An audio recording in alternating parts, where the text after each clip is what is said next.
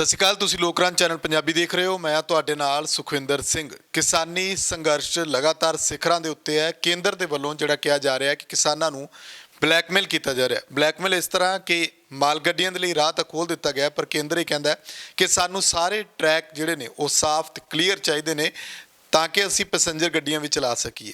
ਲਗਾਤਾਰ ਇਸ ਪ੍ਰੈਸ਼ਰ ਦੇ ਵਿਚਾਲੇ ਇਹ ਵੀ ਸਵਾਲ ਉੱਠਦਾ ਹੈ ਕਿ ਖੇਤੀ ਸੰਕਟ ਅੱਜ ਦੇ ਦਿਨਾਂ ਦੇ ਵਿੱਚ ਕਿੱਥੇ ਹੈ। ਭਾਜਪਾ ਦੀ ਉਹ ਕਿਹੜੀ ਗੱਲ ਹੈ ਜਿਹੜੀ ਕਿਸਾਨਾਂ ਨੂੰ ਸਮਝ ਨਹੀਂ ਆ ਰਹੀ, ਤੇ ਕਿਸਾਨਾਂ ਦੇ ਉਹ ਕਿਹੜੇ ਮੁੱਦੇ ਨੇ ਜਿਹੜੇ ਭਾਜਪਾ ਨੂੰ ਹਜ਼ਮ ਨਹੀਂ ਹੋ ਰਹੇ।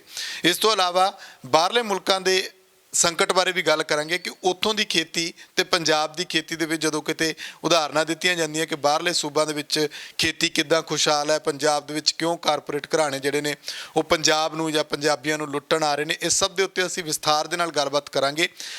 ਮੇਰੇ ਨਾਲ ਇਸ ਵੇਲੇ ਕ੍ਰਾਂਤੀਕਾਰੀ ਕਿਸਾਨ ਯੂਨੀਅਨ ਦੇ ਜ਼ਿਲ੍ਹਾ ਜਨਰਲ ਸਕੱਤਰ ਗੁਰਮੀਤ ਸਿੰਘ ਦਿੱਤੂਪੁਰ ਮੌਜੂਦ ਨੇ।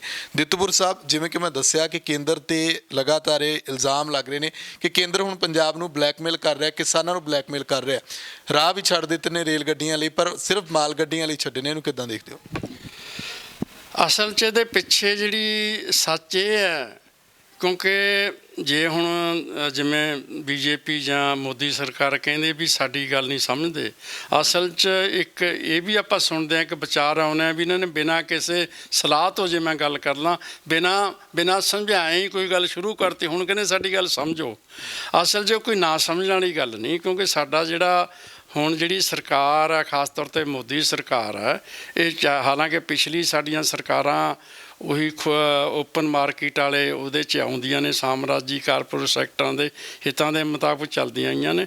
ਹੁਣ ਅਸਲ ਮੋਦੀ ਉਹ ਤੋਂ ਸਿਖਰ ਹੈ, ਬਿਲਕੁਲ ਨੰਗੇ ਚਿੱਟੇ ਰੂਪ 'ਚ ਉਹਨਾਂ ਚੀਜ਼ਾਂ ਨੂੰ ਅਮਲ 'ਚ ਲਿਆਉਣਾ ਚਾਹੁੰਦਾ, ਤਾਂ ਜਿਹਦੇ ਕਰਕੇ ਉਹ ਪੋਲੀਟੀਕਲੀ ਇਹਨਾਂ ਗੱਲਾਂ ਨੂੰ ਗੁੰਮਰਾਹ ਕਰਦਾ ਵੀ ਜੋ ਅਸੀਂ ਗੱਲ ਦੱਸੀ ਹੈ, ਕਹੀ ਹੈ, ਲੋਕਾਂ ਨੂੰ ਸਮਝ ਨਹੀਂ ਆਉਂਦੀ। ਲੋਕਾਂ ਨੂੰ ਬਿਲਕੁਲ ਸਮਝ ਹੈ। ਜਦੋਂ ਕਿਸਾਨਾਂ ਨੂੰ ਇਹ ਸਮਝ ਆ ਗਈ, ਦੁਨੀਆ 'ਚ ਪਤਾ ਹੈ ਜਿਹੜੀ ਅਸਲ 'ਚ ਜਿਹੜਾ ਖੇਤੀ ਦਾ ਜਿਹੜਾ ਨਵਾਂ ਰੁਝਾਨ ਹੈ ਉਹ ਕੁਛ ਕੰਪਨੀਆਂ ਦੇ ਮੁਨਾਫੇ ਲਈ ਆ, ਜਿਨ੍ਹਾਂ ਦਾ ਨਾਰਾ ਇਹ ਹੈ, ਜਿਹਨੂੰ ਆਪਾਂ ਠੇਕਾ ਖੇਤੀ ਕਹਿ ਲਈਏ ਦੂਜੇ ਸ਼ਬਦਾਂ 'ਚ। ਦੂਜਾ ਇਹ ਵੀ ਜਿਹੜਾ ਸਰਕਾਰ ਜਿਨਸਾਂ ਦੇ ਭਾਅ ਨਾ ਬੰਨੇ, ਇਸ ਕਰਕੇ ਉਹ ਮਾਰਕੀਟ ਦੇ ਮੁਤਾਬਕ ਉਹ ਚੀਜ਼ਾਂ ਵਿਕਣ। ਤਾਂ ਇਹ ਹਰ ਕਿਸਾਨ ਨੂੰ ਸਮਝ ਆ, ਹਰ ਕਿਸਾਨ ਨੂੰ ਇਸ ਗੱਲ ਦਾ ਪਤਾ। ਇਹ ਕੋਈ ਨਾ ਸਮਝਣ ਵਾਲੀ ਬੁਝਾਰਤ ਨਹੀਂ, ਪਰ ਕਿਉਂਕਿ ਇਸ ਪੋਲੀਟੀਕਲੀ ਭਰਮ ਭੁਲੇਖੇ 'ਚ ਪਾ ਕੇ ਵੀ ਕਿਸਾਨ ਸਾਡੀ ਗੱਲ ਨਹੀਂ ਸਮਝਦੇ, ਆ ਨਹੀਂ ਸਮਝਦੇ। ਕਿਸਾਨਾਂ ਨੂੰ ਸਭ ਕੁਝ ਦਿਖਦਾ। ਇੱਥੇ ਸਾਡੇ ਜਿਹੜੇ ਮੁਲਕ ਦੀ ਕਿਸਾਨੀ ਆ, ਛੋਟੀ ਕਿਸਾਨੀ ਹੈ। 1 ਹੈਕਟੇਅਰ ਜਾਂ 2 ਹੈਕਟੇਅਰ ਦੀ ਮਾਲਕ ਹੈ ਸਿਰਫ 86% ਕਿਸਾਨ ਇਸ ਖੇਤੇ 'ਚ ਆਉਂਦੇ ਨੇ। ਤਾਂ ਜਿਹੜੇ ਕਿਸੇ ਤਰ੍ਹਾਂ ਵੀ ਜਿਹੜੀ ਨਵੀਂ ਜਿਹੜੀ ਸਾਮਰਾਜੀ ਵੱਡੀਆਂ ਕੰਪਨੀਆਂ ਦੇ ਵਪਾਰ ਜਾਂ ਮਾਰਕੀਟ ਮੰਡੀ 'ਚ ਨਹੀਂ ਉਹ ਭਿੜ ਸਕਦੇ, ਉਹ ਇਸ ਕਰਕੇ ਇਹਨਾਂ ਦੀ ਜਿਹੜੀ ਖੁੱਲ੍ਹੀ ਮੰਡੀ ਵਾਲਾ ਜਿਹੜਾ ਵੱਡੇ ਵਪਾਰੀਆਂ ਦੇ ਖਰੀਦੋ ਖਰੀਦ ਦਾ ਸਰਕਾਰੀ ਖਰੀਦ ਕੰਟਰੋਲ ਖਤਮ ਕਰਕੇ ਇਹ ਜਿਹੜੇ ਪਾਸੇ ਜਾ ਰਹੇ ਨੇ, ਇਸ ਕਿਸਾਨਾਂ ਨੂੰ ਬਿਲਕੁਲ ਸਮਝ ਹੈ। ਇਸੇ ਲਈ ਉਹ ਕਹਿੰਦੇ ਨੇ ਇਹ ਸਾਡੇ ਖਾਤਮੇ ਦਾ ਇਹ ਜਿਹੜਾ ਕਾਨੂੰਨ ਨੇ, ਕਿਸਾਨ ਇਹ ਜਾਣਗੇ ਅਸਲ 'ਚ ਵੀ ਇਹ ਸਾਡੇ ਖਾਤਮੇ ਦੇ ਕਾਨੂੰਨ ਨੇ। ਇਦੋਂ ਵੱਧ ਹੋਰ ਕਿਸਾਨ ਕੀ ਸਮਝਣਗੇ? ਖਾਤਮੇ ਦਾ ਕਾਨੂੰਨ ਕਿਸ ਤਰ੍ਹਾਂ ਹੋਇਆ? ਬੀਜੇਪੀ ਜਿਹੜੀ ਉਹ ਲਗਾਤਾਰ ਇਹ ਗੱਲ ਕਹਿ ਰਹੀ ਹੈ ਕਿਸਾਨ ਸਾਡੇ ਨਾਲ ਆ ਕੇ ਬਹਿ ਕੇ ਗੱਲਬਾਤ ਕਰਨ। ਇੱਕ ਵਾਰ ਗੱਲਬਾਤ ਹੋਈ ਵੀ, ਪਰ ਉਹ ਗੱਲ ਕਿਸਾਨਾਂ ਨੇ ਜਿਹੜੀ ਉਹ ਸਮਝਣ ਦੀ ਕੋਸ਼ਿਸ਼ ਉਹ ਕਹਿੰਦੇ ਨੇ ਨਹੀਂ ਕੀਤੀ। ਅਸੀਂ ਸਮਝਾਉਣ ਦੀ ਬੜੀ ਕੋਸ਼ਿਸ਼ ਕਰਦੇ ਹਾਂ। ਤੁਹਾਨੂੰ ਕੀ ਲੱਗਦਾ ਕਿ ਬੀਜੇਪੀ ਦੇ ਦਿਮਾਗ ਵਿੱਚ ਕੀ ਹੈ, ਕੀ ਸਮਝਾਉਣਾ ਚਾਹੁੰਦੇ ਨੇ ਉਹ? ਪਹਿਲੀ ਗੱਲ ਤਾਂ ਜੇ ਆਪਾਂ ਹੁਣੇ ਗੱਲ ਕਰੀਏ, ਜਿਹੜੀਆਂ 2 ਮੀਟਿੰਗਾਂ ਬਾਰੇ ਨੇ ਸੈਂਟਰ ਨੇ ਸੱਦਿਆ, ਕੋਈ ਪਹਿਲੀ ਮੀਟਿੰਗ ਕਹਿੰਦੇ ਕੁਛ ਸੈਕਟਰੀ ਲੈਵਲ ਦੀ ਸੀਗੀ, ਦੂਜੀ ਵਾਰੀ ਜਦੋਂ ਜਥੇਬੰਦੀ ਨੇ ਜਵਾਬ ਦੇ ਦਿੱਤਾ ਵੀ ਅਸੀਂ ਇਹ ਇਸ ਤਰ੍ਹਾਂ ਦਾ ਕੋਈ ਸੁਣਾਉਣ 'ਚ ਨਹੀਂ ਆਉਣਾ ਚਾਹੁੰਦੇ, ਸਾਨੂੰ ਪਤਾ। ਅਗਲੀ ਵਾਰੀ ਫਿਰ ਉਹਨੇ ਕਹਿਤਾ ਵੀ ਅਸੀਂ ਮਿਨਿਸਟਰੀ ਲੈਵਲ 'ਤੇ ਸੱਦਾਂਗੇ, ਕਰਾਂਗੇ। ਉੱਥੇ ਵੀ ਉਹਦਾ ਸੈਕਟਰੀ ਲੈਵਲ 'ਤੇ ਆਇਆ, ਜਦ ਕਿ ਉਹਨਾਂ ਦੇ ਜਿੰਨੇ ਇੱਥੇ ਦੇ MP ਜਾਂ BJP ਦਾ ਜਿੰਨਾ ਲਾਣਾ ਹੈ ਉਹ ਕਿਸਾਨਾਂ ਨੂੰ ਸਮਝਾਉਣ ਆਏ ਸੀਗੇ। ਹਾਲਾਂਕਿ ਜਿੰਨਾ ਕਿਸਾਨਾਂ ਦੇ ਜਿਹੜੇ ਸਮਝਾਉਣ ਵਾਲੇ ਨੇ, ਕੋਈ ਵੀ ਅੱਜ ਕਿਸਾਨਾਂ ਨੂੰ ਫੇਸ ਨਹੀਂ ਕਰਦਾ ਪੰਜਾਬ 'ਚ, ਉਹਨਾਂ ਦੇ ਸਾਹਮਣੇ ਨਹੀਂ ਆਉਂਦਾ। ਉਹਦੇ ਘਰਾਂ ਦੇ ਘਰਾਓ ਨੇ, ਅਸੀਂ ਉਹਦੇ ਘਰਾਂ 'ਚ ਬਹਿਨੇ, ਦੱਸੋ ਸਾਡੇ ਕੋਲ ਕੀ ਆ ਜਿਹੜੀ ਨਵੀਂ ਗੱਲ ਸਮਝਾਉਣੀ ਹੈ। ਤਾਂ ਇਸ ਕਰਕੇ ਜੇ ਆਪਾਂ ਥੋੜ੍ਹਾ ਜਿਹਾ ਪਿੱਛੇ ਵਗ ਜਾਈਏ, ਜਿਹੜਾ ਸ਼ਾਂਤਾ ਕੁਮਾਰ ਇੱਕ ਰਿਪੋਰਟ ਤਿਆਰ ਕੀਤੀ ਹੈ, ਉਹਦੀ ਰਿਪੋਰਟ ਹੈ ਵੀ ਸਰਕਾਰੀ ਖਰੀਦ ਖਤਮ ਕਰੋ। ਸਾਡੇ ਕੋਲ ਆ ਜਿਹੜਾ ਬਹੁਤ ਅੰਨ ਭੰਡਾਰ ਹੈ, ਇਸ ਕਰਕੇ ਸਰਕਾਰ ਇਹ ਜੇ ਅੰਨ ਖਰੀਦ ਲਈ, ਅਨਾਜ ਖਰੀਦਣ ਲਈ ਇੰਨੇ ਹਜ਼ਾਰ ਕਰੋੜਾਂ ਰੁਪਈਆ ਆਪਣਾ ਵੇਸਟ ਕਰਦੀ ਹੈ। ਇਸ ਕਰਕੇ ਸਾਨੂੰ ਕੋਈ ਲੋੜ ਨਹੀਂ। ਇਹ 1915 'ਚ ਹੋਈ ਹੈ, ਉਹ ਤੋਂ ਪਹਿਲਾਂ ਵੀ ਚਾਹੇ ਮਨਮੋਹਨ ਸਿੰਘ ਵੇਲੇ ਵੀ ਇਹ ਰਿਪੋਰਟਾਂ ਤਿਆਰ ਹੋਈਆਂ ਨੇ। ਜਾਣੀ ਇਹ ਸ਼ਾਂਤਾ ਕੁਮਾਰ ਦੀ ਤਾਜ਼ਾ ਰਿਪੋਰਟ ਨੇ ਬਿਲਕੁਲ ਇਹ ਸਾਫ਼ ਕਰਤੀ ਵੀ ਵਿੱਚੋਂ ਬਾਹਰ ਨਿਕਲੋ। ਬੀਜੇਪੀ ਦੇ ਇਹ ਜਿਹੜਾ ਆਪਣਾ ਰਾਜ 2015 ਤੋਂ ਇਹ ਗੱਲ ਵਿਸ਼ੇਸ਼ ਤੌਰ 'ਤੇ ਸ਼ੁਰੂ ਹੋ ਗਈ। ਉਹਨਾਂ ਨੇ ਇਸ ਗੱਲ ਨੂੰ ਫਿਰ ਮਿਥਣਾ ਸ਼ੁਰੂ ਕਰਤਾ। ਹਾਲਾਂਕਿ ਇਸੇ ਦੌਰਾਨ ਕਿਸਾਨੀ ਦਾ ਜਿਹੜਾ ਮੰਦੀ ਹਾਲਤ ਨੂੰ ਦੇਖ ਕੇ ਕਿਸਾਨ ਆਤਮ ਹੱਤਿਆ ਕਰਦੇ ਨੇ। ਬਹੁਤ ਸਾਲਾਂ ਬਾਅਦ ਇਹ ਮੰਨਿਆ ਗਿਆ ਸਰਕਾਰ ਵੱਲੋਂ। ਇੱਕ ਕਮੇਟੀ ਵੀ ਬਣਾਈ ਜਿਹਨੂੰ ਆਪਾਂ ਸਵਾਮੀਨਾਥਨ ਰਿਪੋਰਟ ਕਹਿੰਦੇ ਆ ਵੀ ਖੇਤੀ 'ਚ ਜਿਹੜਾ ਜਿਨਸਾਂ ਦਾ ਭਾਅ ਘੱਟ ਮਿਲਣ ਕਰਕੇ ਘਾਟਾ ਪੈਂਦਾ, ਉਹ 1.5 ਗੁਣਾ ਜਿਵੇਂ ਉਹਨਾਂ ਨੇ ਸਿਫਾਰਿਸ਼ ਕੀਤੀ ਹੈ। ਇਹ ਵੀ 2006 ਤੋਂ ਲੈ ਕੇ ਰਿਪੋਰਟ ਹੁਣ ਤੱਕ ਲਾਗੂ ਨਹੀਂ ਹੋਈ।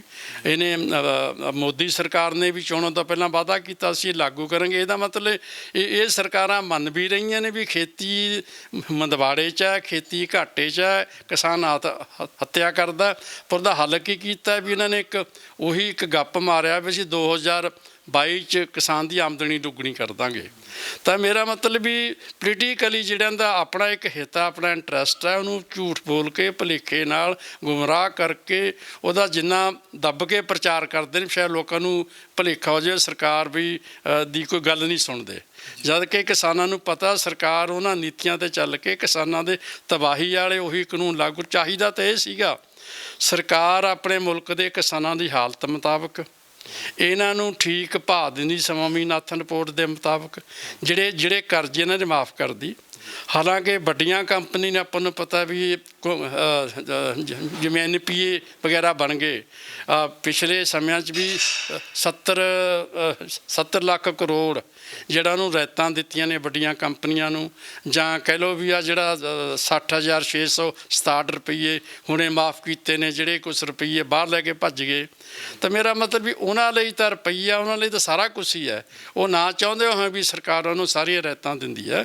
ਪਰ ਹਾਲਾਂਕਿ ਕਿਸਾਨਾਂ ਦੀ ਹਾਲਤ ਸਾਫ਼ ਹੈ, ਉਹਦਾ ਕਰਜ਼ਾ ਹੀ ਬਹੁਤ ਥੋੜ੍ਹਾ ਹੈ। ਇਹ ਉਹ ਵੀ ਸਰਕਾਰ ਦੀਆਂ ਨੀਤੀਆਂ ਕਾਰਨ ਕਿਸਾਨਾਂ ਨੂੰ ਘੱਟ ਭਾਅ ਮਿਲਣ ਕਰਕੇ ਕਰਜ਼ਾ ਚੜ੍ਹਿਆ, ਜਿਹੜਾ ਕਿ ਇਹਨਾਂ ਨੇ ਸਾਡੀ ਜਿਹੜੀ ਬੁਨਿਆਦੀ ਅਪਾਰਥਕ ਕਹਿੰਦੇ ਐਗਰੀਕਲਚਰ ਨੂੰ, ਸਾਰੇ ਮੁਲਕ ਨੂੰ ਅਨਾਜ ਦਿੱਤਾ। ਸਾਰਾ ਇੱਕ ਤਰ੍ਹਾਂ ਨਾਲ ਜ਼ਿੰਦਗੀ ਦਿੰਦੇ ਹੀ ਹੈ ਜਿਹੜੇ ਖੇਤੀ ਪੈਦਾਵਾਰ ਹੈ ਕਿਸਾਨ। ਉਹਨਾਂ ਨਾਲ ਇਹ ਇੰਨਾ ਮਾੜਾ ਵਰਤਾਓ ਹੈ। ਜਿਹੜਾ ਸਿਸਟਮ ਲੁੱਟਦੀਆਂ ਨੇ ਜਿਹੜੀਆਂ ਕੰਪਨੀਆਂ, ਉਹਨਾਂ ਨੂੰ ਇਹ ਸਭ ਰਿਆਇਤਾਂ ਦਿੰਦੀ। ਇਹਦਾ ਮਤਲਬ ਲੁੱਟ 'ਤੇ ਟਿਕਿਆ ਵਾ ਪ੍ਰਬੰਧ ਹੈ। ਜਿਹੜੇ ਮਿਹਨਤਕਸ਼ ਜਾਂ ਜਿਹੜੇ ਲੋਕਾਂ ਲਈ ਕੋਈ ਪੈਦਾ ਕਰਦੇ ਨੇ, ਸਮਾਜ ਲਈ ਪੈਦਾ ਕਰਦੇ ਨੇ, ਉਹਨਾਂ ਲਈ ਇਹ ਮੌਤ ਹੈ ਜਾਂ ਘਾਤਕ ਹੈ। ਦਿੱਤਪੁਰ ਸਾਹਿਬ ਇੱਕ ਇਹ ਦੱਸੋ ਕਿ ਇਹ ਤਾਂ ਆਪਣੇ ਪੈਰ ਤੇ ਕੁਹਾੜਾ ਮਾਰਨ ਵਾਲੀ ਗੱਲ ਹੋ ਗਈ। ਬੀਜੇਪੀ ਕਿਉਂ ਚਾਹੇਗੀ ਕਿ ਅਸੀਂ ਆਪਣੇ ਜਿਹੜੀ ਉਹ ਸੱਤਾ ਗਵਾ ਲਈਏ? ਕਿਉਂਕਿ ਹਰ ਪਾਸੇ ਹੁਣ ਪੂਰੇ ਮੁਲਕ ਦੇ ਵਿੱਚ ਜਾਂ ਕਹਿ ਲਓ ਕਿ ਪੰਜਾਬ ਦੇ ਵਿੱਚ ਜਿਹੜੀ ਸਭ ਤੋਂ ਵੱਡੀ ਲਹਿਰ ਕਿਸਾਨੀ ਸੰਘਰਸ਼ ਦੀ ਚੱਲ ਰਹੀ ਹੈ ਬੀਜੇਪੀ ਦੇ ਖਿਲਾਫ, ਉਹ ਤਾਂ 2022 ਵਿੱਚ ਆਉਣ ਦੀਆਂ ਆਸਾਂ ਲਾਈ ਬੈਠੇ ਨੇ। ਫਿਰ ਉਹ ਇਹੋ ਜਿਹਾ ਕਾਨੂੰਨ ਕਿਉਂ ਲਿਆਉਣਗੇ? ਉਹ ਤਾਂ ਕਹਿੰਦੇ ਸਾਡਾ ਕਾਨੂੰਨ ਜਿਹੜਾ ਉਹ ਸਹੀ ਹੈ ਬਿਲਕੁਲ। ਤੁਹਾਨੂੰ ਕੀ ਲੱਗਦਾ ਕਿ ਇਹਦੇ ਪਿੱਛੇ ਦੀ ਮਨਸ਼ਾ ਕੀ ਹੈ? ਜਾਂ ਫਿਰ ਕਾਰਪੋਰੇਟ ਘਰਾਣਿਆਂ ਦੇ ਨਾਲ ਨੁਕਸਾਨ ਕਿਸ ਤਰ੍ਹਾਂ ਦਾ ਹੋ ਰਿਹਾ ਪੰਜਾਬ 'ਚ ਕਿਸਾਨਾਂ ਨੂੰ? ਅਸਲ 'ਚ ਜਿਹੜੀ ਜਿਸ ਤੱਕ ਸੱਤਾ ਦਾ ਸਵਾਲ ਹੈ, ਜਿਹੜਾ ਬੀਜੇਪੀ ਦੀ ਆਪਾਂ ਦੂਜੀਆਂ ਪੋਲੀਟੀਕਲ ਪਾਰਟੀਆਂ ਨਾਲੋਂ ਇੱਕ ਤਾਂ ਪਿਛਲੇ ਲੰਬੇ ਸਮੇਂ ਤੋਂ ਜਿਹੜਾ ਪੋਲੀਟੀਕਲ ਪਾਰਟੀਆਂ ਨਾਲ, ਖਾਸ ਤੌਰ 'ਤੇ ਬੀਜੇਪੀ ਨੇ, ਜਿਹੜਾ ਆਰਥਿਕ ਇਸ਼ੂ ਨੇ ਕਿਸੇ ਮੁਲਕ ਦੇ, ਸਰਕਾਰਾਂ ਨੇ ਅਸਲ 'ਚ ਉਸ ਮੁਲਕ ਦੀ ਇਕੋਨਮੀ ਨੂੰ ਚਲਾਉਣਾ ਹੁੰਦਾ। ਆਰਥਿਕ ਮੁੱਦੇ ਸਾਡੇ ਬਿਲਕੁਲ ਗਾਇਬ ਨੇ। ਤਾਂ ਸਾਡੀ ਐਜੂਕੇਸ਼ਨ ਦਾ ਬੁਰਾ ਹਾਲ ਆ, ਸਾਡੀ ਸਿਹਤ ਦਾ ਬੁਰਾ ਹਾਲ ਹੈ। ਮੇਰਾ ਮਤਲਬ ਸਾਰਾ ਕੁਛ ਹੀ ਨਿੱਜੀ ਕਰਨ ਵਾਲੇ ਪਾਸੇ ਜਿਹੜਾ ਉਹਦੇ ਮੁਤਾਬਕ ਤੱਕ ਜਾਣੀ ਸਟੇਟ ਵਰਸਸ ਪ੍ਰਾਈਵੇਟੇਸ਼ਨ ਔਰ ਜਿਹਨੇ ਸਟੇਟ ਹੈ, ਦੋ ਚੀਜ਼ਾਂ ਤੋਂ ਗੁੰਮ ਹੋ ਰਿਹਾ। ਜਿਹੜਾ ਸਟੇਟ ਗੈਰ ਹਾਜ਼ਰ ਹੋ ਰਹੀ ਹੈ, ਸਟੇਟ ਦਾ ਹੀ ਰੋਲ ਹੁੰਦਾ ਅਸਲ 'ਚ। ਉਹਨੇ ਉਹੀ ਜਿਹੀਆਂ ਨੀਤੀਆਂ ਪਾਲਿਸੀਆਂ ਬਣਾਉਣੀਆਂ ਨੇ, ਲੋਕਾਂ ਦੇ ਅੱਡ-ਅੱਡ ਸੈਕਸ਼ਨਾਂ ਲਈ ਬਣਾਉਣੀਆਂ ਨੇ। ਜਿਹੜੀਆਂ ਵੱਡੀਆਂ ਕੰਪਨੀਆਂ ਦੇ ਟੈਕਸ ਲਾ ਕੇ ਲੋਕਾਂ ਨੂੰ ਖਜ਼ਾਨੇ 'ਚ ਰੁਪਈਆ ਦੇ ਕੇ ਲੋਕਾਂ ਦੀ ਐਜੂਕੇਸ਼ਨ, ਜਿਹਨੂੰ ਆਪਾਂ ਵੈਲਫੇਅਰ ਸਟੇਟ ਕਹਿੰਦੇ ਆ, ਉਹ ਪੂਰਤੀ ਕਰਨੀ ਹੁੰਦੀ ਹੈ। ਹੋਇਆ ਕੀ ਆ ਉਲਟ, ਜਿਹੜੇ ਲੋਕ ਪਹਿਲਾਂ ਹੀ ਪ੍ਰਾਈਵੇਟ 'ਚ ਲੁੱਟ ਦਾ ਸ਼ਿਕਾਰ ਨੇ, ਬਹੁਤ ਮਾੜੀ ਹਾਲਤ 'ਚ ਨੇ। ਐਜੂਕੇਸ਼ਨ, ਵਿੱਦਿਆ, ਸਾਰੇ ਸਿਹਤ ਸਹੂਲਤਾਂ ਤੋਂ ਦੂਰ ਨੇ, ਵਾਂਝੇ ਨੇ। ਸਰਕਾਰ ਨੇ ਨਿੱਜੀਕਰਨ ਇਹਨਾਂ ਕੰਪਨੀਆਂ ਨੂੰ ਸਾਰਾ ਕੁਝ ਦਿੱਤਾ ਵਾ। ਤਾਂ ਇਸ ਕਰਕੇ ਉਹਨਾਂ ਨੂੰ ਇਹ ਸਰਵ ਕਰਦੇ ਨੇ, ਉਹਨਾਂ ਨੂੰ ਪਾਲਦੇ ਨੇ, ਉਹਨਾਂ ਦੀ ਦੌਲਤ 'ਚ ਵਾਧਾ ਹੋ ਰਿਹਾ। ਜਿਨ੍ਹਾਂ ਦੀ ਦੌਲਤ ਲੁੱਟੀ ਪੁੱਟੀ ਜਾਂਦੀ ਹੈ, ਜਿਹੜਾ ਕਿ ਸਰਮਾਏਦਾਰੀ ਇਕੋਨਮੀ ਦਾ ਵੀ ਅਸੂਲ ਹੈ, ਉਹਨਾਂ 'ਤੇ ਟੈਕਸ ਲਾ ਕੇ, ਅਮੀਰਾਂ ਦੇ ਵੱਧ ਟੈਕਸ ਲਾ ਕੇ, ਉਹੀ ਜਿਹੜੀ ਦੀ ਮਦਦ ਹੈ ਆਪਣਾ ਲੋੜਵੰਦ ਲੋਕਾਂ ਨੂੰ ਕਰਨੀ ਹੁੰਦੀ ਹੈ। ਇਹ ਤੋਂ ਉਲਟ ਸਰਕਾਰ ਚੱਲਦੀ ਹੈ। ਨੰਗੇ ਚਿੱਟੇ ਰੂਪ 'ਚ ਅਸਲ 'ਚ ਸਰਕਾਰ ਉਹਨਾਂ ਦੇ ਹਿੱਤ ਪੂਰਦੀ ਹੈ, ਵੱਡੇ ਕਾਰਪੋਰੇਸ਼ਨ ਘਰਾਣਿਆਂ ਦੀ ਤੇ ਮਿਹਨਤਕਸ਼ ਲੋਕਾਂ ਦਾ ਨਿਚੋੜ ਰਹੀ ਹੈ। ਇਹ ਅਸਲ ਸਾਡੀ ਸਰਕਾਰ ਦੀ ਇਹ ਬਣਤਰ ਹੈ। ਹਾਂ, ਰਿਹਾ ਗੱਲ ਵੋਟਾਂ ਦਾ ਸਵਾਲ, ਕਿਉਂਕਿ ਇਹਨਾਂ ਨੇ ਪਿਛਲੇ ਸਮਿਆਂ 'ਚ ਜਿਹੜਾ RSS ਵਾਲਾ ਹਿੰਦੂ ਵਾਲਾ ਪੱਤਾ, ਮੈਜੋਰਟੀ ਧਰਮ ਵੋਟਾਂ ਹਿੰਦੂਆਂ ਦੀਆਂ ਨੇ, ਉਹਨਾਂ ਨੇ ਆਪਣਾ ਇੱਕ ਵੋਟ ਬੈਂਕ ਪੈਦਾ ਕਰ ਲਿਆ। ਤਾਂ ਜਿਸ ਕਰਕੇ ਉਹਨਾਂ ਨੂੰ ਕਿਸੇ ਇੱਥੋਂ ਦੇ ਜਿਹੜੇ ਲੋਕ ਲੋੜਵੰਦ ਲੋਕ ਨੇ, ਆਰਥਿਕ ਤੌਰ 'ਤੇ ਲੁੱਟੇ ਪੁੱਟੇ, ਬੇਰੁਜ਼ਗਾਰ, ਭੁੱਖੇ ਬੰਦੇ, ਮੇਰਾ ਮਤਲਬ ਕਿੱਡੀ ਵੱਡੀ ਗਿਣਤੀ ਸਾਡੇ ਮੁਲਕ ਦਾ 80% ਦੇ ਕਰੀਬ ਲੋਕ ਸਾਡੇ ਜਾਣੀ ਗਰੀਬ ਨੇ। 70% ਲੋਕ ਨੇ ਜਿਨ੍ਹਾਂ ਨੇ ਦਿਹਾੜੀ ਕਰਕੇ ਖਾਣਾ, ਜਿਨ੍ਹਾਂ ਦੀ ਜਿਹੜੀ ਰੋਜ਼ ਦੀ ਆਮਦਨ 25-30 ਰੁਪਈਏ ਪ੍ਰਤੀ ਵਿਅਕਤੀ ਪੈਂਦੀ ਹੈ। ਇੰਨੀ ਸਾਡੀ ਆਰਥਿਕ ਹਾਲਤ ਮਾੜੀ ਹੋਵੇ, ਬਜਾਏ ਇਹਨਾਂ ਬਾਰੇ ਸੋਚਣ ਦੀ ਬਜਾਏ, ਕਿਉਂਕਿ ਇਹਨਾਂ ਨੇ ਤਾਂ ਵੋਟਾਂ ਇਹਨਾਂ ਨੇ ਜਿਹੜਾ ਹਿੰਦੂ ਵਾਲੀਆਂ ਵੋਟਾਂ ਹਿੰਦੂਆਂ ਤੋਂ ਹਾਸਲ ਕਰ ਲਈਆਂ। ਅੱਗੇ ਹੁੰਦਾ ਸੀ ਇਹ ਵੋਟਾਂ ਤੁਸੀਂ ਕੰਪੈਰੇਟਿਵਲੀ ਲੋਕ ਪੱਖੀ ਕਿਵੇਂ ਹੋ, ਲੋਕਾਂ ਦੇ ਹਿੱਤ 'ਚ ਕਿਵੇਂ ਭੁਗਤਦੇ ਹੋ, ਉਸ ਪਾਰਟੀ ਨੂੰ ਵੋਟਾਂ ਜਿਹੜਾ ਆਪਣਾ ਪੋਲੀਟੀਕਲ ਉਹ ਆਪਣਾ ਹਾਸਲ ਕਰਕੇ ਰਾਜ 'ਤੇ ਆਉਂਦੀ ਸੀਗੀ। ਤਾਂ ਹੁਣ ਇਹ ਇਸ਼ੂ ਇਹਨਾਂ ਨੇ ਛੱਡਤੇ ਲੋਕਾਂ ਦੇ। ਇਹਨਾਂ ਨੇ ਸਿਰਫ ਹੈ ਵੀ ਆਪਣਾ ਜਿਹੜਾ ਵੋਟਾਂ ਦਾ ਪੈਟਰਨ ਉਹ ਬਣਾ ਲਿਆ। ਇੱਕ ਮੌਜੂਦਾ ਸੰਕਟ ਦੇ ਵਿਚਾਲੇ ਗੱਲਬਾਤ ਜਦੋਂ ਛਿੜਦੀ ਹੈ, ਕਿਤੇ ਨਾ ਕਿਤੇ ਲੋਕ ਇਹ ਸਵਾਲ ਚੁੱਕ ਦਿੰਦੇ ਨੇ ਕਿ ਬਾਹਰਲੇ ਮੁਲਕਾਂ ਦੇ ਵਿੱਚ ਜਿਹੜਾ ਉਹ ਸਭ ਕੁਝ ਪ੍ਰਾਈਵੇਟ ਜਿਹੜੇ ਘਰਾਣੇ ਨੇ ਜਾਂ ਕਾਰਪੋਰੇਟ ਘਰਾਣੇ ਨੇ ਉਹਨਾਂ ਦੇ ਹੱਥਾਂ ਵਿੱਚ ਹੈ। ਹਰ ਚੀਜ਼ ਜਿਹੜੀ ਆ ਤੁਹਾਨੂੰ ਵੱਡੇ ਵੱਡੇ ਮਾਲ ਜਿਵੇਂ ਹੁਣ ਆਪਣੇ ਇੱਥੇ ਬਣੇ ਨੇ, ਵਾਲਮਾਰਟ ਵਗੈਰਾ ਵਰਗੇ ਆ ਗਏ, ਹੋਰ ਮਾਲ ਰਿਲਾਇੰਸ ਵਰਗੇ ਆ ਗਏ, ਹੋਰ ਵੱਖ-ਵੱਖ ਕੰਪਨੀਆਂ ਦੇ ਆ ਗਏ, ਵੀ ਉਹਨਾਂ ਦੇ ਹੱਥਾਂ ਵਿੱਚ ਲੋਕ ਜਾਂਦੇ ਨੇ। ਤੁਹਾਨੂੰ ਕੀ ਲੱਗਦਾ ਹੈ ਕਿ ਬਾਹਰਲੇ ਮੁਲਕਾਂ ਦਾ ਸੰਕਟ ਕਿਸ ਤਰ੍ਹਾਂ ਦਾ? ਉੱਥੇ ਵੀ ਕੋਈ ਇਹੋ ਜਿਹਾ ਖੇਤੀ ਨੂੰ ਲੈ ਕੇ ਜਾਂ ਆਮ ਜਿਹੜੇ ਵਪਾਰੀ ਵਰਗ ਆ ਉਹਨੂੰ ਕੋਈ ਸੰਕਟ ਦਾ ਸਾਹਮਣਾ ਕਰਨਾ ਪੈਂਦਾ? ਬਾਹਰਲੇ ਮੁਲਕਾਂ ਦਾ ਅਸਲ 'ਚ ਦੁਨੀਆ 'ਚ ਜਿਹੜਾ ਬਾਹਰਲੇ ਮੁਲਕਾਂ 'ਚ ਬਹੁਤ ਬੜਾ ਸੰਕਟ ਹੈ। ਜਿਵੇਂ ਆਪਾਂ ਕਹਿ ਲਓ ਪਹਿਲਾਂ 29-30 ਦਾ ਸੰਕਟ, ਉਹਨਾਂ ਦਾ ਸਮਝੋ ਵੀ 40-70 ਤੱਕ ਚੱਲਿਆ। 70 ਤੋਂ ਫਿਰ ਨਵਾਂ ਸੰਕਟ ਸ਼ੁਰੂ ਹੋ ਜਾਂਦਾ। ਹੁਣ ਸਾਡਾ 2008-9 ਤੋਂ ਸੰਕਟ ਸ਼ੁਰੂ ਹੈ ਬਾਹਰਲੇ ਮੁਲਕਾਂ ਦਾ। ਉਹਨਾਂ ਦਾ ਇਹ ਵੀ ਅਸਲ 'ਚ ਉੱਥੇ ਜਿਵੇਂ ਅਮਰੀਕਾ ਹੈ, ਉੱਥੇ ਮਿਡਲ ਕਲਾਸ ਹੈ ਅਸਲ 'ਚ, ਉੱਧਰ ਸਾਡੇ ਵਰਗੀ ਗਰੀਬ ਗੁਰਬੀ ਜਮਾਤ ਨਹੀਂ। ਤਾਂ ਮਿਡਲ ਕਲਾਸ ਲਈ ਉਹ ਫਿਰ ਉਹਨਾਂ ਨੂੰ ਸਰਕਾਰ ਸਹਾਇਤਾ ਕਰਦੀ ਹੈ। ਤਾਂ ਜਿਵੇਂ ਕਹਿ ਲਓ ਵੀ ਵੱਡੀਆਂ ਕੰਪਨੀਆਂ 'ਤੇ ਉਹ ਟੈਕਸ ਲਾਉਂਦੀ ਹੈ, ਤਾਂ ਜਿਹਦੇ ਕਰਕੇ ਲੋਕਾਂ ਦਾ ਜਿਹੜਾ ਜੀਵਨ ਪੱਧਰ ਕਿਸੇ ਹੱਦ ਤੱਕ ਉਹ ਠੀਕ ਰੱਖਦੀ ਹੈ। ਤਾਂ ਹੁਣ ਅਮਰੀਕਾ ਵਰਗੇ ਮੁਲਕਾਂ, ਯੂਰਪੀਅਨ ਮੁਲਕਾਂ ਦੀ ਹਾਲਤ ਇਹ ਹੋ ਗਈ, ਉਹਨਾਂ ਤੋਂ ਵੀ ਜਿਹੜੀ ਉੱਥੋਂ ਵੀ ਜਿਹੜੀ ਲੋਕਾਂ ਦੀ ਬੇਰੁਜ਼ਗਾਰੀ ਤੰਗੀ ਉੱਧਰ ਵੀ ਵੱਧ ਰਹੀ ਹੈ। ਪਰ ਉੱਥੇ ਨਾਲ ਲੋਕਾਂ 'ਚ ਅਵੇਅਰਨੈਸ, ਕਿਉਂਕਿ ਉੱਧਰ ਬਹੁਤ ਪੁਰਾਣਾ ਜਿਹੜਾ ਇੱਕ ਸਿਸਟਮ ਚੱਲਦਾ, ਉਹਨਾਂ 'ਚ ਕੁਛ ਗੱਲਾਂ ਲਈ ਬੋਲਣ ਦਾ ਅਵੇਅਰਨੈਸ, ਸਟੇਟ ਯੂਨੀਅਨ ਵਗੈਰਾ ਆਪਾਂ ਕਹਿ ਲਈਏ, ਉਹ ਇਸ ਗੱਲ ਲਈ ਬੋਲਦੀਆਂ ਨੇ। ਉੱਧਰ ਇਸ਼ੂ ਉੱਠਦੇ ਨੇ। ਅੱਜ ਅਮਰੀਕਾ 'ਚ ਇਹੀ ਵੱਡਾ ਇਸ਼ੂ ਹੈ ਵੀ ਐਜੂਕੇਸ਼ਨ ਫਰੀ, ਸਿਹਤ ਵਗੈਰਾ, ਜਾਣੀ ਇਹ ਅਸਲ ਮੁੱਖ ਇਸ਼ੂ ਨੇ। ਇਹੀ ਸਾਰੇ ਯੂਰਪ ਮੁਲਕਾਂ ਦੀ ਹਾਲਤ ਹੈ। ਤਾਂ ਜਿਹਦੇ ਕਰਕੇ ਵੀ ਉਹ ਸਾਡੇ ਮੁਲਕ 'ਚੋਂ ਇਸ਼ੂ ਨਹੀਂ। ਹਾਲਾਂਕਿ ਉਹਨਾਂ ਨੇ ਵੀ ਚਾਹੇ ਅੱਜ ਟਰੰਪ ਵਰਗਾ ਮਾਹੌਲ, ਉਹਨਾਂ ਨੇ ਵੀ ਗੋਰਿਆਂ ਦੀ ਜਿਹੜਾ ਕਾਲਿਆਂ ਦੇ ਖਿਲਾਫ ਜਿਹੜਾ ਇੱਕ ਨਸਲਵਾਦ ਹੈ, ਇਹ ਇਸ਼ੂ ਉਹਨਾਂ ਨੇ ਖੜ੍ਹੇ ਕਰਕੇ ਉਹ ਵੀ ਆਪਣੀ ਜਿਹੜਾ ਪੋਲੀਟੀਕਲ ਪਾਵਰ ਉਹ ਗੇਨ ਕਰਦੇ ਨੇ। ਪਰ ਉੱਧਰ ਅਸਲ 'ਚ ਇਸ ਹੱਦ ਤੱਕ ਉਹ ਢਾਰਸ ਦਿੰਦੇ ਨੇ ਵੀ ਤਾਂ ਕਿ ਉਹ ਆਪਣੇ, ਜਿਵੇਂ ਹੁਣ ਆਹੀ ਆਪਣਾ ਜਿਹੜਾ ਆਪਾਂ ਕੋਵਿਡ ਦੇ ਸੰਕਟ 'ਚ ਉਹਨਾਂ ਲੋਕਾਂ ਨੂੰ ਰਿਆਇਤਾਂ ਦਿੱਤੀਆਂ ਨੇ, ਤਾਂ ਸਰਕਾਰ ਨੇ ਆਪਾਂ ਵੱਲੋਂ ਉਹ ਮਦਦ ਕੀਤੀ ਹੈ। ਜਾਂ ਕਹਿ ਲਓ ਵੀ ਜਿਹੜੀਆਂ ਅਮਰੀਕਾ ਦੀਆਂ ਕੰਪਨੀਆਂ 2060 'ਚ 8 'ਚ ਡੁੱਬੀਆਂ ਨੇ, ਲੋਕਾਂ ਨੂੰ ਜਿਵੇਂ ਉਹਨਾਂ ਨੇ ਕ੍ਰੈਡਿਟ ਦਿੱਤਾ, ਕਰਜ਼ਾ ਦਿੱਤਾ, ਲੋਨ ਦਿੱਤਾ, ਨਹੀਂ ਲੋਨ ਮੁੜਿਆ, ਕ੍ਰਾਈਸਿਸ ਹੋਇਆ, ਤਾਂ ਸਰਕਾਰ ਨੇ ਪੇ ਕੀਤਾ ਆਪਣੇ ਤੌਰ 'ਤੇ ਉਹਨਾਂ ਕੰਪਨੀਆਂ ਨੂੰ। ਅਤੇ ਇਸ ਕਰਕੇ ਉਹ ਸਰਕਾਰ ਇਸ ਜਿਹੜਾ ਪੋਲੀਟੀਕਲ ਸਿਸਟਮ ਚਾਹੇ ਕ੍ਰਾਈਸਿਸ ਆਉਂਦਾ, ਇਸ ਕਰਕੇ ਇਹਦਾ ਹੱਲ ਨਹੀਂ ਪੱਕਾ ਹੱਲ ਜਿੰਨਾ ਚਿਰ ਇਹ ਸਮਾਜ ਬਦਲਦੇ ਨਹੀਂ। ਪਰ ਉਹ ਕਿਵੇਂ ਨਾ ਕਿਵੇਂ ਕੋਸ਼ਿਸ਼ ਕਰਦੇ ਨੇ ਵੀ ਉਹ ਲੋਕਾਂ ਨੂੰ ਵੀ ਉਸ ਪੱਧਰ ਤੱਕ ਜਿਉਣ ਜੋਗਾ ਰੱਖਦੇ। ਪਰ ਸਾਡਾ ਤਾਂ ਉਦੋਂ ਉਲਟ ਹੈ। ਸਾਡਾ ਤਾਂ ਮੁਲਕ ਪਹਿਲਾਂ ਹੀ ਬਹੁਤ ਮਾੜੀ ਗਰੀਬੀ ਦੀ ਹਾਲ ਸੀਗਾ। ਸਾਨੂੰ ਤਾਂ ਇਹਨਾਂ ਲੋਕਾਂ ਨੂੰ ਬਚਾਉਣ ਦੀ ਲੋੜ ਸੀ। ਹੁਣ ਜਾਣੀ ਆਪਾਂ ਕੋਵਿਡ 'ਚ ਕਹਿ ਲਓ ਜਿੰਨੀਆਂ ਰਿਆਇਤਾਂ ਆਪਣੇ ਵੱਡੀਆਂ ਘਰਾਣਿਆਂ ਕੰਪਨੀਆਂ ਨੂੰ ਦਿੱਤੀਆਂ ਗਈਆਂ, ਉਹਨਾਂ ਦੇ ਕਰਜ਼ੇ ਮਾਫ ਕੀਤੇ ਨੇ, ਹੋਰ ਵੀ ਉਹਨਾਂ ਨੂੰ ਲੋਨ ਦਿੱਤੇ ਨੇ, ਤੁਸੀਂ ਆਪਣਾ ਕਾਰੋਬਾਰ ਚਲਾਓ, ਵੀ ਇੰਡਸਟਰੀ ਚਲਾਓ, ਜਿਹਦੇ ਕਰਕੇ ਵੀ ਤਾਂ ਕਿ ਜਿਹੜਾ ਤੁਹਾਨੂੰ ਘਾਟਾ ਪਿਆ ਖੜੇ ਨਾ। ਪਰ ਉਹਨਾਂ ਨੇ ਉਹ ਇੰਡਸਟਰੀ ਚਲਾਉਣ ਦੀ ਬਜਾਏ ਲੋਕਾਂ ਕੋਲ ਖਰੀਦ ਸ਼ਕਤੀ ਨਹੀਂ। ਸਰਕਾਰ ਇਹ ਵੀ ਕਹਿੰਦੀ ਹੈ ਉਹਨੇ ਸੱਟਾ ਬਾਜ਼ਾਰ ਚਲਾ ਲਿਓ ਪੈਸਾ, ਕੋਈ ਇੰਡਸਟਰੀ ਨਹੀਂ ਚਲਾਈ, ਕੋਈ ਕਾਰੋਬਾਰ ਨਹੀਂ ਚਲਾਇਆ, ਸਰਕਾਰ ਤੋਂ ਪੈਸਾ ਲਿਆ, ਉਹ ਸੱਟੇ ਬਾਜ਼ਾਰ ਚਲਾ ਲਿਆ। ਕਿਉਂਕਿ ਉਹ ਕਹਿੰਦੇ ਵੀ ਜੇ ਅਸੀਂ ਕਾਰਖਾਨਾ ਚਲਾਵਾਂਗੇ ਉਹਦੀ ਚੀਜ਼ ਕੌਣ ਖਰੀਦੂਗਾ, ਜਾਣੀ ਸਾਡੇ ਸਾਡੀਆਂ ਬੜੀਆਂ ਜੁੱਤੀਆਂ ਕੌਣ ਖਰੀਦੂਗਾ, ਲੋਕਾਂ ਕੋਲ ਪੈਸਾ ਨਹੀਂ, ਹੋਰ ਸਾਡੀਆਂ ਬੜੀਆਂ ਚੀਜ਼ਾਂ ਲੋਕ ਕਿਉਂ ਖਰੀਦਣਗੇ। ਜੀ ਅੱਛਾ, ਇੱਕ ਇਹ ਦੱਸੋ ਵੀ ਤੁਸੀਂ ਲੰਮਾ ਸਮਾਂ ਕਿਸਾਨੀ ਸੰਘਰਸ਼ ਦੇ ਨਾਲ ਜੁੜੇ ਰਹੇ ਹੋ, ਅੱਜ ਤੱਕ ਕਦੇ ਇਹੋ ਜਿਹਾ ਹੋਇਆ ਕਿ ਮਾਲ ਗੱਡੀਆਂ ਤੇ ਪੈਸੇਂਜਰ ਗੱਡੀਆਂ ਨੂੰ ਲੈ ਕੇ ਕਦੇ ਸਰਕਾਰ ਨਾਲ ਟੱਕਰ ਲੱਗੀ ਹੋਵੇ ਕਿ ਸਿਰਫ ਮਾਲ ਗੱਡੀਆਂ ਨਹੀਂ, ਉਹਦੇ ਨਾਲ ਕੇਂਦਰ ਕਹਿੰਦਾ ਹੋਵੇ ਕਿ ਪੈਸੇਂਜਰ ਗੱਡੀਆਂ ਵੀ ਚੱਲਣਗੀਆਂ, ਜਾਂ ਕੋਈ ਇਹੋ ਜਿਹੀ ਗੱਲ ਹੈਗੀ ਹੈ ਕਿ ਮਾਲ ਗੱਡੀਆਂ ਦੇ ਨਾਲ ਪੈਸੇਂਜਰ ਵੀ ਚੱਲਣੀਆਂ ਚਾਹੀਦੀਆਂ?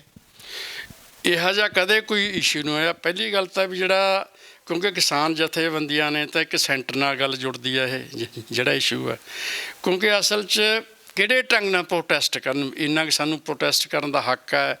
ਅਸੀਂ ਧਰਨੇ ਦਈਏ, ਮੁਜ਼ਾਹਰੇ ਦਈਏ, ਜਿਵੇਂ ਪਕੜਾਓ ਕਰਦੇ ਹਾਂ, ਸੜਕਾਂ 'ਤੇ ਬਹਿੰਦੇ ਹਾਂ ਜਾਂ ਰੇਲਾਂ ਰੂਲਾਂ ਰੋਕਦੇ ਹਾਂ, ਸਾਡਾ ਇਹੀ ਇੱਕ ਫਾਰਮ ਸੀ ਪ੍ਰੋਟੈਸਟ ਦਾ।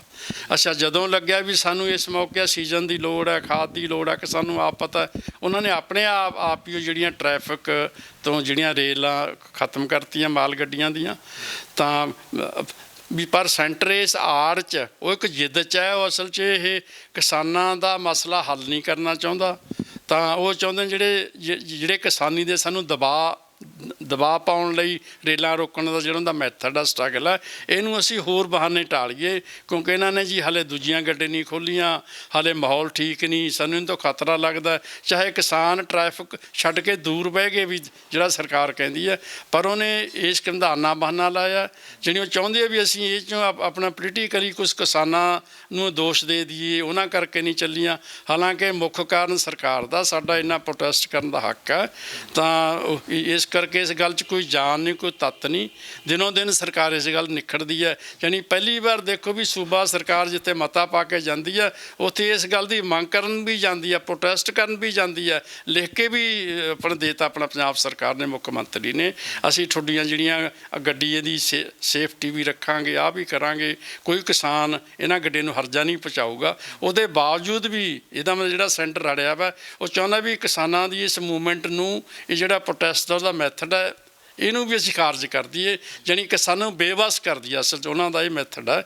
ਉਹਨਾਂ ਜਿਹੜਾ ਇੱਕ ਜਾਣੀ ਲਚਕ ਵਾਲਾ ਥੋੜ੍ਹਾ ਬਹੁਤ ਅਸੀਂ ਕਿਸਾਨਾਂ ਦਾ ਜਿਹੜੇ ਇਹ ਕਾਨੂੰਨ ਬਣਾਏ ਨੇ, ਵਾਅਦਾ ਕਰੀਏ, ਉਹਨਾਂ ਨੂੰ ਠੀਕ ਕਰ ਦਈਏ, ਉਹਨਾਂ ਦੀ ਸੁਣ ਲਈਏ, ਬਜਾਏ ਉਹਦੇ ਅਸਲ ਇਸ ਗੱਲ 'ਤੇ ਅੜੇ ਪਏ ਨੇ ਵੀ ਅਸੀਂ ਕਿਸੇ ਕੀਮਤ 'ਤੇ ਨਹੀਂ ਮੰਨਣਾ। ਸਾਡਾ ਜਿਹੜਾ ਜਾਇਜ਼ ਪ੍ਰੋਟੈਸਟ ਹੈ, ਉਹਨੇ ਵੀ ਉਲਟੇ ਰੂਪ 'ਚ ਉਹ ਇਸ ਰੂਪ 'ਚ ਸ਼ੋਅ ਕਰਨਾ ਚਾਹੁੰਦੇ ਵੀ ਕਿਸਾਨਾਂ ਦੇ ਕਾਰਨ ਨਹੀਂ ਅਸੀਂ ਗੱਡੀਆਂ ਆਪ ਚਲਾਉਂਦੇ। ਜੀ ਅੱਛਾ, ਤੁਸੀਂ ਕੀ ਮੰਨਦੇ ਹੋ, ਅਖੀਰ 'ਚ ਦੱਸੋ ਕਿ ਜੇ ਰੇਲਵੇ ਟਰੈਕ ਮਤਲਬ ਕਿ ਬਿਲਕੁਲ ਸਾਰੇ ਮੁਕੰਮਲ ਤੌਰ 'ਤੇ ਸਾਫ਼ ਹੋ ਜਾਂਦੇ ਨੇ ਕਿਸਾਨਾਂ ਤੋਂ, ਇਹਦੇ ਨਾਲ ਕਿਸਾਨਾਂ ਦਾ ਸੰਘਰਸ਼ ਜਿਹੜਾ ਉਹ ਬਿਲਕੁਲ ਢਿੱਲਾ ਪੈ ਜਾਏਗਾ? ਇਸ ਤੋਂ ਇਲਾਵਾ ਕੋਈ ਹੋਰ ਬਦਲ ਨਹੀਂ ਕਿ ਤੁਸੀਂ ਰੇਲ ਗੱਡੀਆਂ ਛੱਡ ਕੇ ਕੋਈ ਹੋਰ ਬਦਲ ਅਪਣਾ ਲਓ ਜਿਹਦੇ ਨਾਲ ਕੇਂਦਰ 'ਤੇ ਪ੍ਰੈਸ਼ਰ ਰਵੇ, ਰੇਲ ਗੱਡੀਆਂ ਉਵੇਂ ਹੀ ਚੱਲਦੀਆਂ ਰਹਿਣ?